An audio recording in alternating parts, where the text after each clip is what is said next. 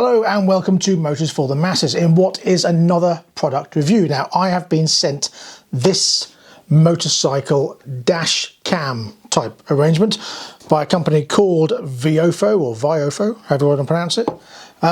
It's a dual camera system. So first of all we're going to unbox it and then we're going to fit it to a bike and we're going to take it out and see what it's like. So let's roll the intro and get cracking.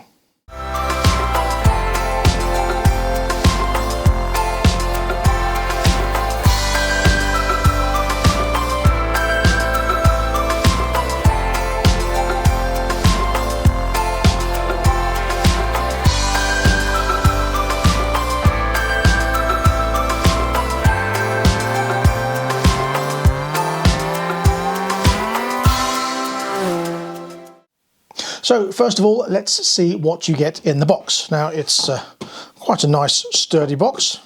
You get the two cameras by the looks of it and some kind of unit, but let's open it up and have a look. Now on the side you have got instructions in English, German, French, Italian, Japanese and Spanish, I think. SPA, is that Spain? Okay. It says on the box that it's a dual channel 1080p. Crystal clear full HD, which is quite nice. It uses a Sony Starvis sensor, which means it's nice and crisp on number plates and things like that. And it's a wide angle one at 170 degrees. Now a lot of them are 140 degrees, but this one's 170. It's got a GPS logger, Wi-Fi support, and it's water resistant. So let's have a look inside the box and see what you get. Now in the top here you've got the unit itself.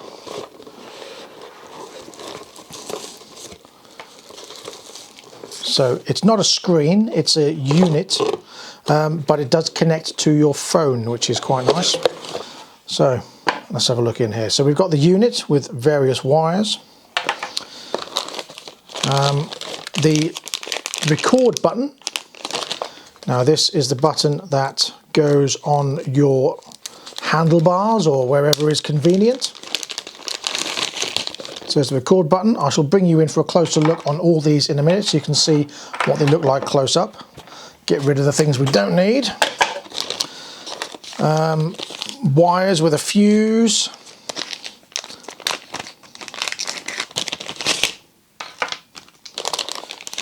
A GPS sensor. Now you can record your speed as well as your location on this, but as many bikers will know, that first bit we might not be interested in, but we'll see. Various brackets to mount the cameras, more brackets to mount the cameras. You actually do get a VIOFO or VIOFO 32 gigabyte memory card with the camera. The two cameras themselves, a reader for the camera as well, so you can put that in there and plug it into your computer. A few connecting bits, Velcro and sticky pads, angle brackets, and some cable ties. Obviously we all need cable ties, and of course the manual. So let's have a closer look at these. So now you can see these a bit clearer. This is the unit you get with all the wires on there. Now as you know we do our own camera system. This does seem quite neat. Not that ours isn't of course, but yeah, so you've got the GPS connector there, the power, the RC, the rear camera and the front camera. Nice and simple. And the good thing about not having a screen, I mean I suppose you don't really need a screen, the good thing about not having a screen is that you can put this anywhere without having to mount it on your handlebars. So that's quite handy. This fused wire, the simple button, so it's literally just a Wi-Fi and record if you want to record a specific moment. Cable ties. The GPS unit, they're all quite standard. Again, just hide that somewhere on the bike. Don't need to worry about those for now. The micro SD card. The cameras are 1080p and we will see the quality. Now it'll be interesting to see whether they are 1920 by 1080 or 1080 by 720. Makes a massive difference. So yeah, we'll see what they're like and what the footage comes out like. The manual, now it's called the MT1 motorcycle dash camera. I'll reveal the price at the end of this video. It seems quite a simple instruction manual.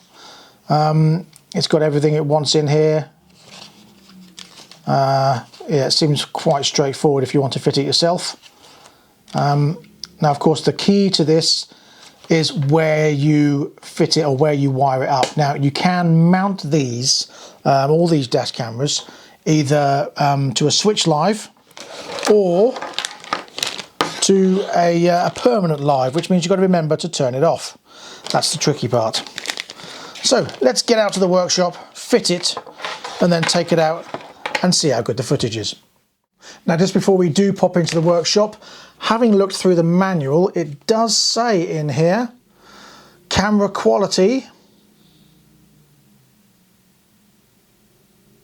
front and rear camera, 1920 by 1080 at 30 FPS. Now that's pretty good. Now a lot of cameras use 1920 by 1080 front and then 1080 by 720 rear, which means they can say it's a 1080p camera, but not true 1080. So the fact that they've got 1920 by 1080 front and rear is quite impressive. Now that's something I wanted to make sure I had on my own camera system. So I know it's quite clear and I'm really looking forward to seeing just how crystal clear this one is. What I do like is the Sony sensor they use. That seems to be quite a good addition. Now you do pay more for that, but the vital part about it is that you can clearly see number plates. And let's be honest, if you're having an accident, not that you plan it, but if you are involved in an accident, the ability to see the number plate is quite vital. So as far as fitting is concerned, I've chosen to fit it on my Hornet 900. This is one of the bikes that I plan to use a lot more, but I don't have cameras on it. So this is going to be perfect. So let's cue the music and have a look at the fitting.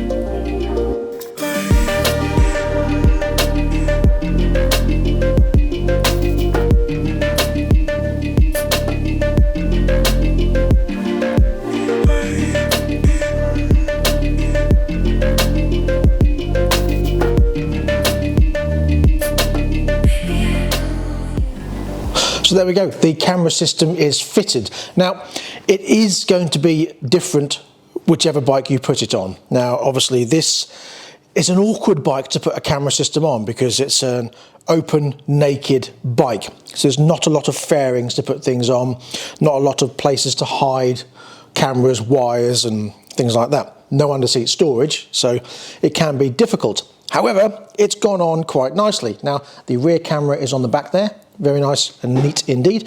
The front camera is mounted under here. Now, because again, the style of the yoke is very open, there's no holes, so it's cable tied on, but it's definitely secure and it's not going anywhere. Now, as you know, I fitted cameras on other bikes as well, and they've gone nicely underneath headlights and stuff like that. But this is actually quite neat and tidy. Again, with the Renthal bars on here, not a lot of places to put the button, but we've mounted it on top of the brake reservoir. Very nice indeed. It's on there, nice and secure, and it's tied in, and all the wires are neatly tucked under the tank, through the seat, and under here, as you saw. So, it's actually pretty good, and I'm really pleased with how it's fitted. So, next we shall Bluetooth it to the phone, and then we'll take it out for a ride and see what it's like under pressure.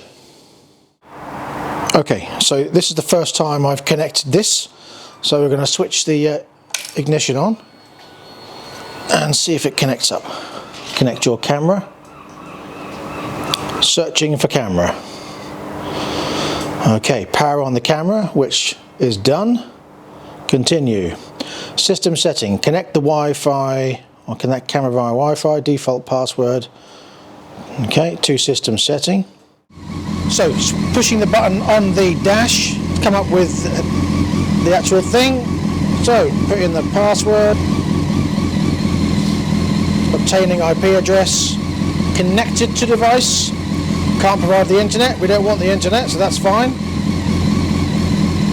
So, there we go. Tap for options. Stay connected, yes. Okay, so now that's connected, let's go back to the app.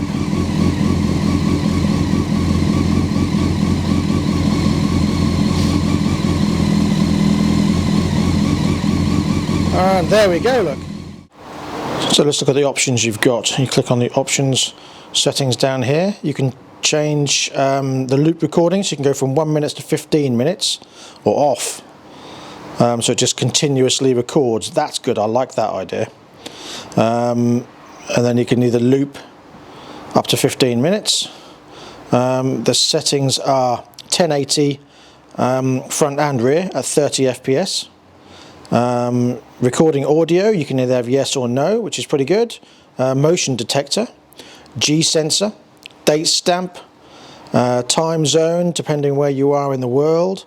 GPS, yes or no, speed unit, I've got it in miles per hour because obviously it's UK. 60 Hertz or 50 Hertz, I like that idea. Memory card is in, but you can format the memory card if you want to. Yeah, I'm liking that. That's good. So, once you have done it, oh, the SD card's not in. Let's put the SD card in, shall we? Because otherwise you can't record.